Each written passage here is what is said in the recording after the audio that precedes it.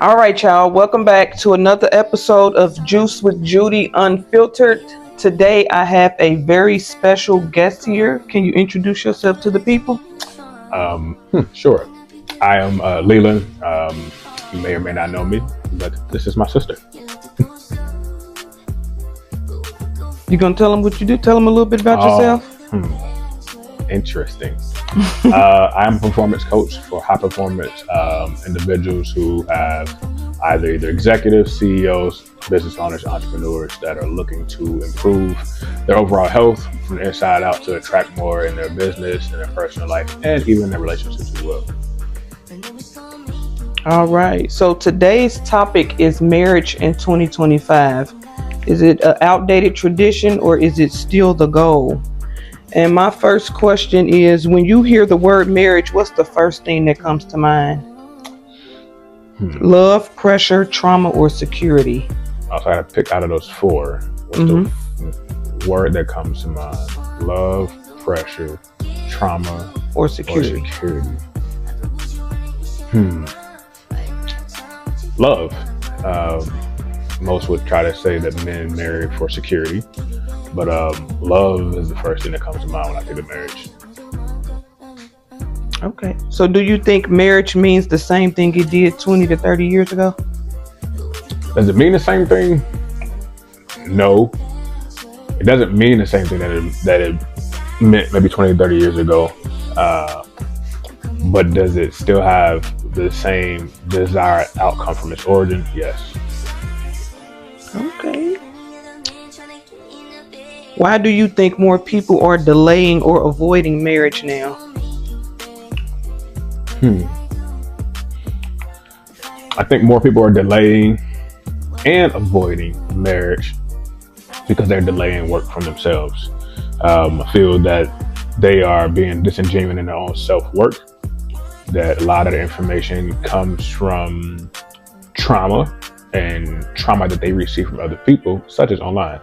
Ironically, you're watching this via a mobile device or online, and I understand how that can be very um, ironic in a statement of itself. But I believe the delay or the avoidance of marriage comes from not listening about marriage through a lens of perspective and a grain of salt, and also not personalizing and taking one person's experience into your own attempts at a relationship. So is watching failed marriages more damaging than growing up without seeing marriage at all? Hmm. That's a great question. Is watching failed marriages more damaging than growing up not seeing marriages at all? Well, I think you.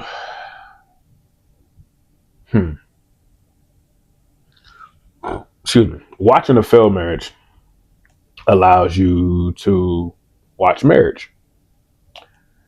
Now, how you define a failed marriage is where we probably have, um, differentiation, because people are defining failed marriages as in marriage is not fulfilling to death do us part. I understand. Um, but if you don't get to watch marriage, you then have to go through your own marriage and then work. I won't say hope, work so that way it doesn't fall.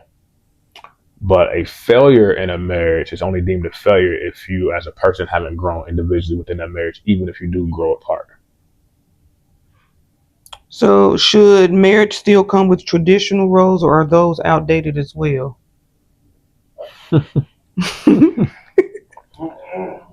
Um, should marriage come with traditional roles? Before I answer that, what's a traditional role?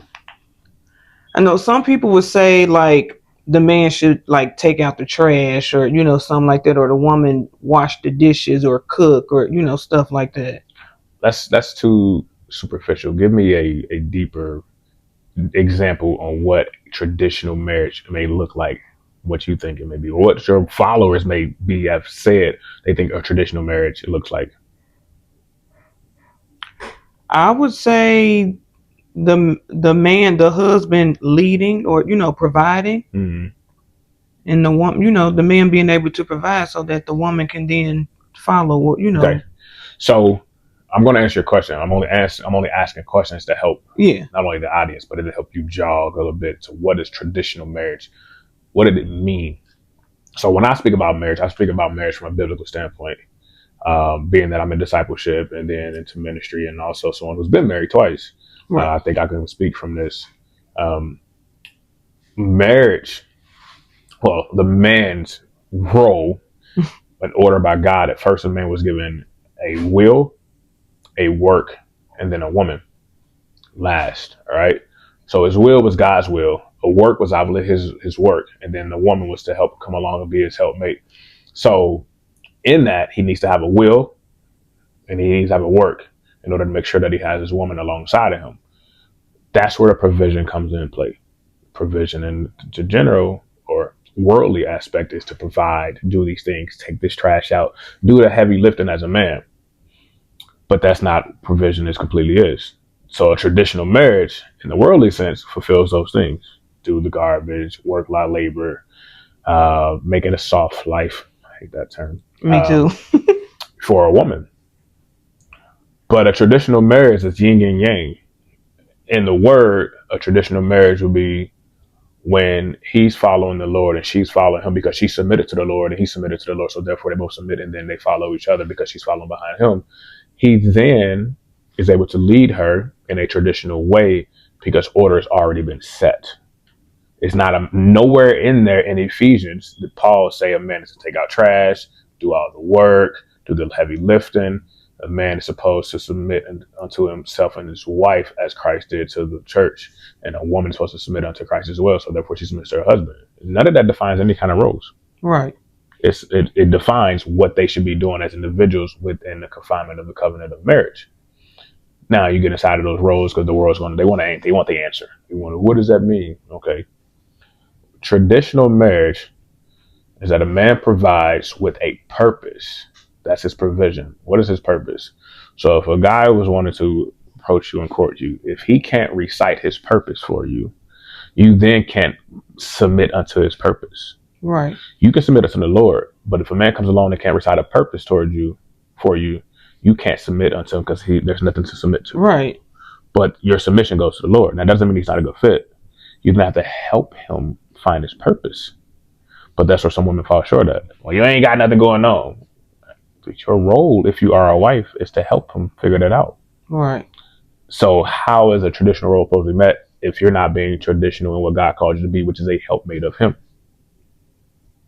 All right. Can marriage survive personal growth and change?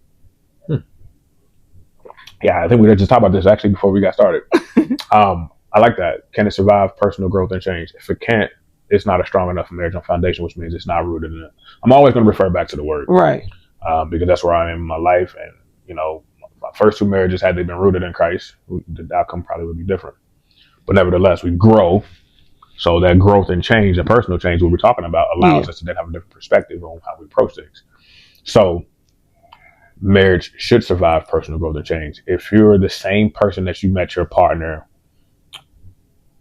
at day one, year one, that you are in year 10, that's not a good marriage. Your roots should be the same. Your fruit should be different. You should have different hobbies at the time. You should have different desires for your life. They should evolve and compound. But if they're still the same superficial, I just want to make a great money, want to buy us a house and rest up, that's not enough. It's not going to keep a woman. They won't keep a woman nor a man interested, because we need to always be learning something new about our partner. If there's nothing new to learn about them, then that's where growth dies. Because the moment we stop learning, we can no longer pursue something greater. So marriages should be able to survive that, because they should always be going back and then asking the Lord, who am I in this new season? What do I need to be doing? What does that look like? And how are you going to use me so that way I can be the best version of myself for my partner in this marriage? They should always refer back there. So do weddings distract people from preparing for the actual marriage? Do weddings distract people from preparing for the actual marriage? What is marriage? What is a wedding? Is wedding the marriage? Is the marriage a wedding? I don't know how to answer that, honestly. But I do hear, just from hearing, just from hearing other people. I think a lot of people do because just the fact of, oh, I want this big beautiful wedding, and they think of like the proposal and how much money they gonna spend and how the dress and the tux and everything gonna look, but they don't think past that part and the stuff that comes after the beautiful wedding and stuff like that. A beautiful wedding. It's like they want the vision of, what's the word I'm looking for? Basically, yeah, the vision of the, preparing for the wedding, but they're not. Yeah, the photo shoots. So we're doing it for the photo op. The first question they have to ask themselves: y'all can be, hey, listen. If it burn in your spirit, that means I'm in your mirror. Did you invite Jesus to your wedding? Invite who? Jesus. Oh. There's a book, Inviting Jesus to My Wedding. Every man should read it if you're gonna get married. Marriage is about Jesus and his covenant to the church. The church was Jesus' wife. Everybody that goes to the church is not perfect. Right. They're torn, they're scattered, they're tarred, battered, bruised, hurt. And he still loved them through all of that. So when Jesus sees marriage, come as you are, and I'm going to love you unconditionally. So if Jesus is not at your wedding, he's not in your marriage. So the wedding is a distraction because today it's about the glitz and glamour. I saw somebody today said they'll spend $150K on a wedding because I got the money to do so. That's the stupidest thing ever. And that's another thing. That's what I was saying. Is like as far as the image and the photo ops and stuff, so they don't think about after that. I'm going to feed a bunch of people to come celebrate what should be a union and a covenant between me, Jesus, and my wife. But I'm going to feed you all to celebrate us. But when we go behind closed doors into our homes, are you there to celebrate us? Right. Are we making breakfast for one another, cleaning, doing the dishes and the chores to show you how much love we have for each other? Do you see the ugliness when she's bedridden? Do you see the pain when he gets less off work? Are you going to come and support us when that time comes? Or do we go to Jesus during that time? So even though weddings are good, because they allow people to come and celebrate you, the first celebration to be Jesus, to be you, Jesus, and your partner. And your partner. So weddings are a distraction because they're not doing the wedding for the right reason. The wedding that should be the last celebration. It should be first, let's do the three. Me, Jesus, and my wife. All right. Then thereafter, we bring you on alongside because we've already cemented our covenant through Christ. You all are just there to be witnesses and bear witness that we have given ourselves in this marriage to Christ. And now you get to bear witness to that. But that's not what it is. So it's how much money can I spend? And that's even wrong, but we won't touch on that part. Oh, no.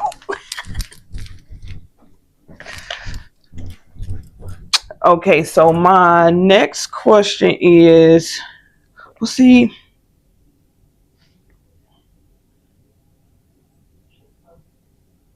okay, what's one myth about marriage people need to stop believing? And I feel like that's a good question for you because you've been married. Man. What's a good question, a good myth about marriage that people need to stop believing? Ooh, which one? He said, which one? Man, I can cliche and say it's not easy. It's a job. That's too easy. Yeah. I've been married twice. One was almost 10 years, and I'm proud of that. I was 19. And the other one, the relationship was longer than the marriage itself, but the marriage, even on paper, it was longer than what it actually was living together. But nevertheless, a few myths. Why don't I just go to one? It's not easy. I'll go with the cliche first. It's not easy. It's not easy. Marriage is not easy, but it's worth it. And why it's not easy, it's not every single day. It's not going to be glitz and glamour. And I'm not saying that they won't be happy to love one another. I'm saying that you got to watch your partner go to work when they don't want to. You got to watch them put up with an employee, or employer, a coworker, whomever they are interacting with, and bring that home to you. And then come home and tell you have to be okay to absorb them sometimes when you might want to get off what's on your chest. But they might be, how do I recognize that their issue is more pressing right now? And it doesn't mean that I don't matter, but who do I need to be for them right now? Because that's when you have the yin and the yang. Yeah. So here's the myth. Let's go with the myth about marriage is that you'll hear that compromise. Got to compromise in marriage. You don't compromise in marriage. Compromise breeds resentment. So which means you're going to compromise on something that you want to do in your heart, which means every time you remember that person is doing that act because you compromised, you feel bitter about it because you didn't get to do what you want to do. Surrender is what you do in marriage. Because when you surrender, you wave the white flag. I'm going to die unto myself so you can get what you need to do off your chest, or we can do the tasks you want to do. We can go on the vacation. Whatever. That's when you Yeah. surrender. Your partner realizes that you are surrendering because you love them. So they in turn surrender when it's their turn to surrender to you, and that way you get the opportunity in the spotlight. And that's how you have a good yin and yang from there. That's one myth is that you have to again compromise. You don't. Another myth in marriage is that that your partner need.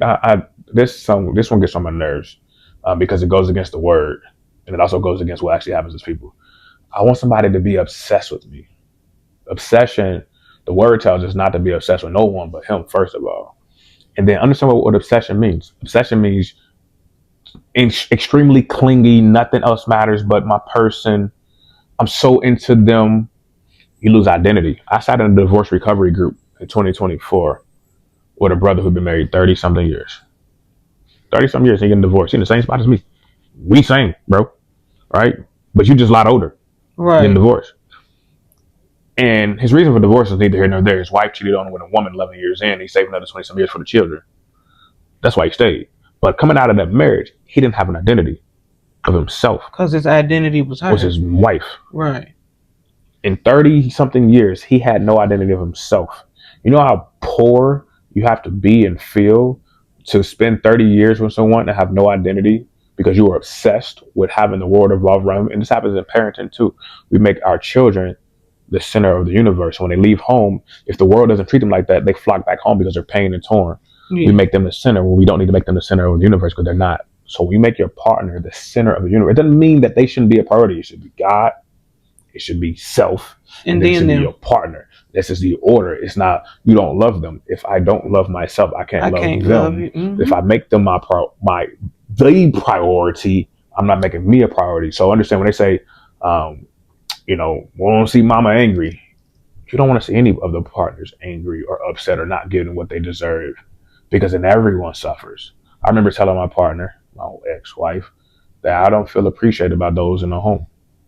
Kept echoing. All right. And she understood, but she didn't push it out. I'm trying to let her know, I need you to disseminate this message down. Yeah. So that way it's heard before I then let everything come out. Yeah. That's the warning. Like, hey, look, I'm still important and I'm not feeling appreciated. I need you to make sure that is known. Otherwise, I'm going to turn the tables around here. Right. And I turned them. It wasn't a verbal lash. Now I was okay. I'm going to shift and stop doing this and stop doing this. And then, you changed. Y'all forgot what I was doing. Y'all forgot how this was being sustained. Yeah. Because y'all made yourselves a priority and didn't realize that I need to be a priority for myself too as well. So, yeah, those two things. Okay. So how did you know you were ready for marriage versus just liking somebody a lot? What do you mean, you've been married twice and divorced? You probably want me. No, seriously. How did I know I was ready for marriage versus someone? Yeah. Don't watch this, Nicole. Oops. It's crazy because Nicole could be anybody. No. So when I knew, because both times I knew, I'm a marriage-minded man, because I know what marriage means, and I grew up watching my mom being married, but also experiencing marriage and seeing her blissful in marriages at the time too as well, and also just knowing what marriage means by the word, especially this day and age of my life. But when I knew that I wanted marriage and I was ready, it wasn't just liking it was just lust and she gives me what I want and we have great sex. Like, there wasn't a matter of that. It was like, this person makes me want to go further because I'm incomplete without a partner. A woman is incomplete without a husband. Neither party can reach their full potential until they realize what their weaknesses are, so their partner can come along and elevate those things. When you realize that you are ready for marriage, doesn't mean you gotta get married right away. I would advise that you propose, because then you make a declaration and a proclamation that, hey, I want to go forward with you in life. That doesn't mean you gotta get married tomorrow. This is, I want to do life with you because you make me feel this way. You give me this vigor, this energy, this desire to go beyond what I've done with myself. That's when you lay the foundation for marriage now, why you, with that engagement and that proposal, because then you realize that that person helps me see things in myself.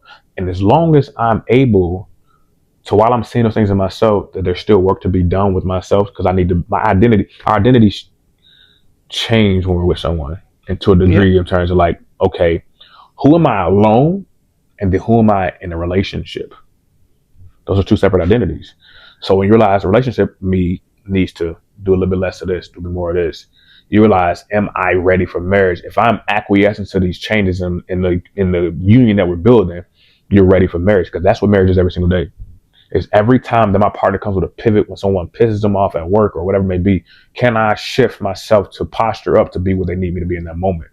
That's marriage. That is true love in and of itself. And that is so powerful that when you feel it, your heart rests like, man, I really just did that. Like, I really just adjusted myself for this other person. And it makes you feel like there's nothing that I can't do. If I can do that, even when somebody at my own work made me feel a certain way, that I was able to sit back and let my partner take up the space a little bit. And that's when you know that ain't I like you, it ain't lust, it ain't we was vibing, it ain't, man, we go on vacation, they spend money on me. It's none of that. It's when the tides are high, can I sit low and just allow my partner to have some airspace a little bit, knowing that they can do the same for me, and that I feel like there's a level that I can achieve, and I can love from a place that feels so unnatural, but it's been inside of me this entire time. And that's when I know, and that's when I knew that not only that I was ready for marriage with my two partners prior, but that I'm ready for marriage because I'm equipped mentally and from the emotional standpoint side, that I can go into a covenant, that I can navigate those waters, that I could have a difference of opinion and whatnot in the conversation, and tomorrow it won't piss me off and I'm mad at them because they said something I didn't like yesterday. I don't go to bed angry about it. I don't hold it against them. And I learn to lead with love, because when I lead with love, it lowers the barrier that they may put up, which then in turn allows them to respond with love. And we realize, oh, that issue didn't even happen. Right. Because it's circulated around people who are dying with themselves every single day for the benefit of the union and to love the other person. That's unconditional love, and that's the hardest part about marriage, is being able to do that. So I hope my future husband watch this. Listen to what he said. Okay, so to close, I want to say, whether you want marriage or don't want it, or if you're still figuring it out, one thing is for sure: marriage is not a, how can I put it? Marriage is not a one size fits all. It's not for everybody. But don't just be out here dating just to be dating. The ultimate goal should be marriage at some point. But I thank y'all for tuning in. I hope y'all take some notes and tune in next week. I don't know what the topic is next, but it's gonna be juicy. We need a thumbnail. We need a thumbnail. Yeah.